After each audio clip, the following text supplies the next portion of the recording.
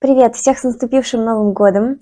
Я решила Новый год начать с рассказа про проект, который случился, наверное, уже несколько месяцев назад. То есть он завершился несколько месяцев назад, а начался он еще в 2020 году.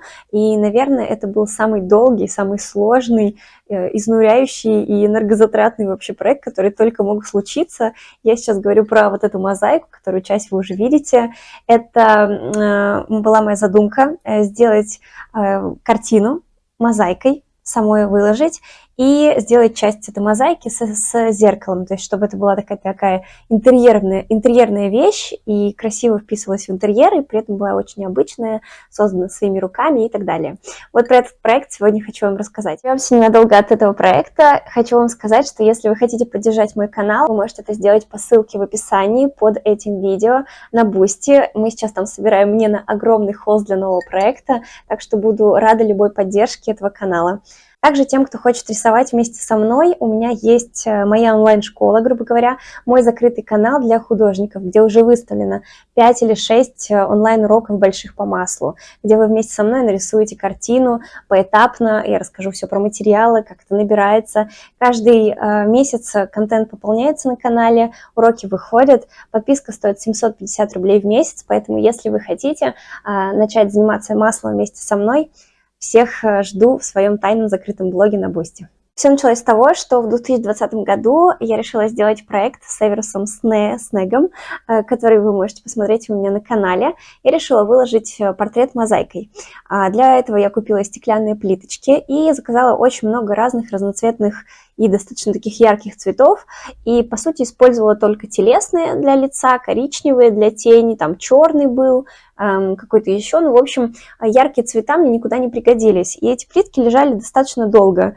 Я очень хотела из них что-нибудь сделать, и в итоге решила сделать яркое животное, попугая такого тропического, и все оказалось не так просто. Сейчас поподробнее обо всем расскажу.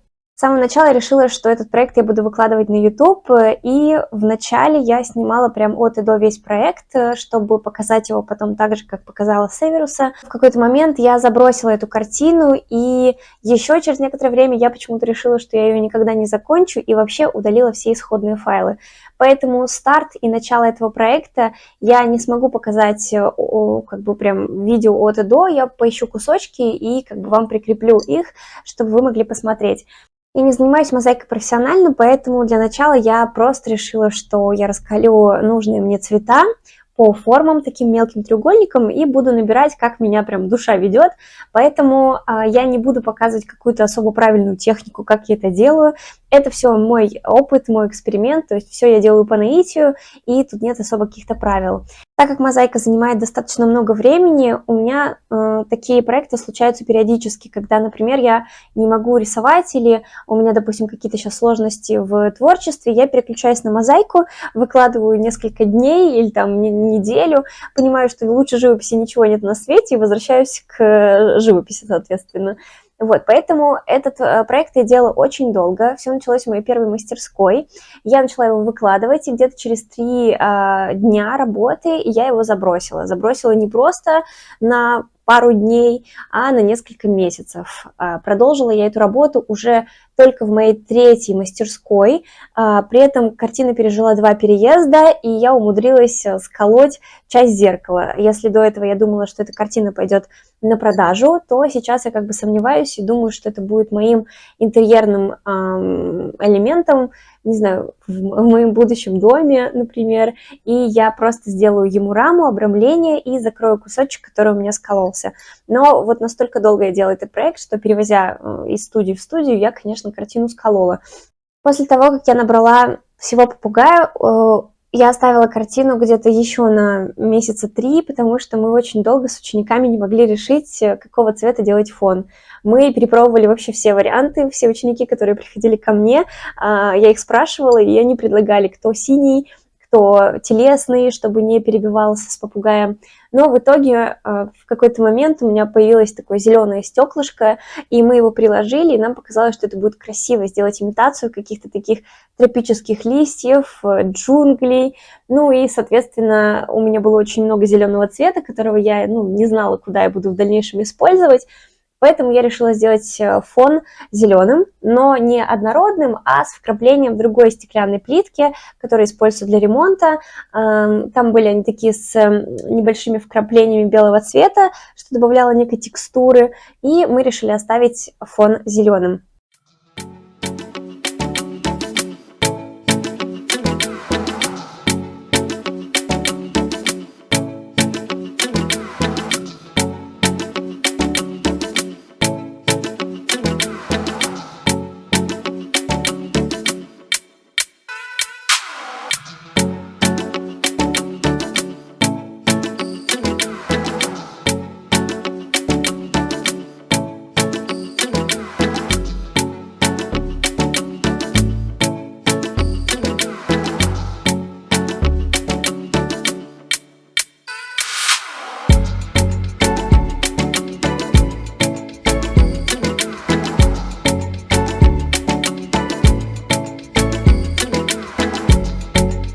Этапность работы выглядит следующим образом. Я беру обычно подрамник, дальше переношу картинку, которая мне нравится, либо рисунок там по квадратам. Если я вот делала Северуса, то я просто расчертила подрамник на квадраты и перенесла изображение Северуса Снэпа по квадратам, потому что в портретах я не сильна, а как бы лицо, ну, хотелось точных каких-то деталей, плюс ты выкладываешь это все в мозаику, у тебя не так много цветов, поэтому я перенесла изображение по квадратам.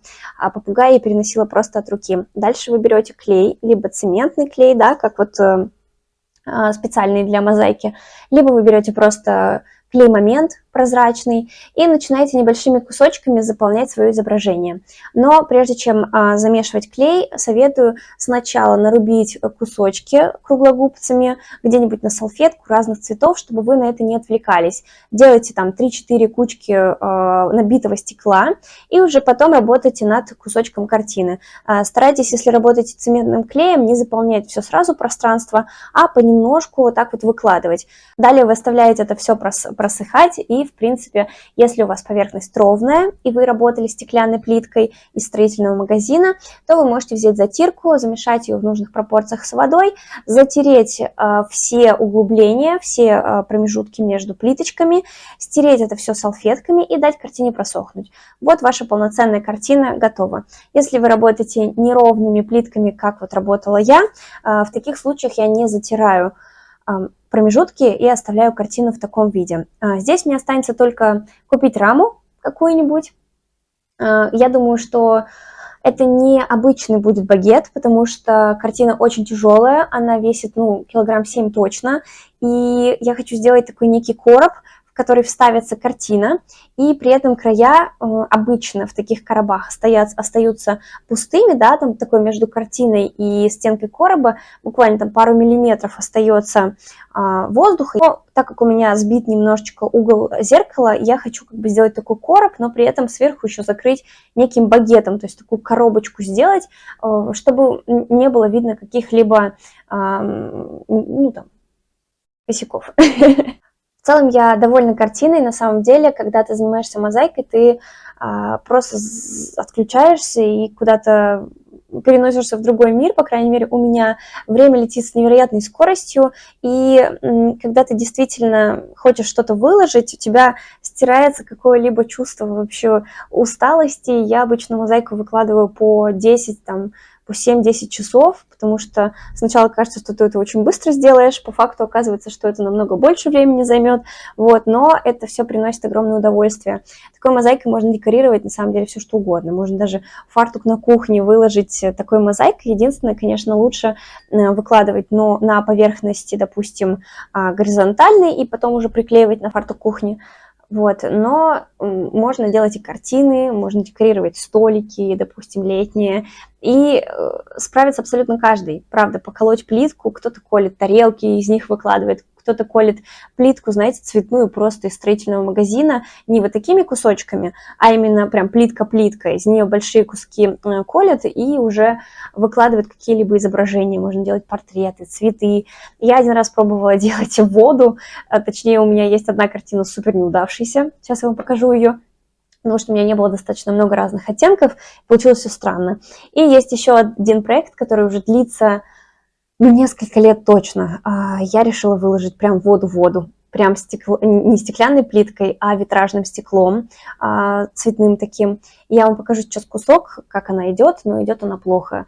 Я тоже частично снимаю эти исходники, где-то они у меня лежат, я надеюсь, я их не удалю, и когда-нибудь такое видео тоже выйдет. В целом, я люблю это занятие, советую вам попробовать, если вы никогда не пробовали. Я абсолютно довольна этой картиной, я хочу ее где-нибудь в будущей своей красивой, яркой комнате повесить. Мне кажется, это будет очень красиво. Я надеюсь, вам этот проект понравился. Пишите, пожалуйста, в комментариях, как вам, что вы думаете. Может быть, у вас какие-то есть идеи. Могу вам сказать, что во мне сейчас зреет довольно давно уже эта мысль сделать новый проект из мозаики и продолжить серию Гарри Поттера. У меня есть Северус. Советую посмотреть, кто не смотрел. Мне очень нравится это видео. Я хочу сделать Добби. Не знаю почему, я уже как-то даже начинала. Я уже переносила его на поверхность, но все упирается в плитку. Я не закупила нужных цветов пастельных, и я сейчас решаю, делать ли вот такой вот плиткой изогнутой, либо же купить стекло и уже выкладывать стеклом более реалистично. Не знаю, напишите в комментариях, как вам идея с Добби, реализовывать ли мне ее. Вот, буду благодарна за подписку, лайк под этим видео, и до новых встреч!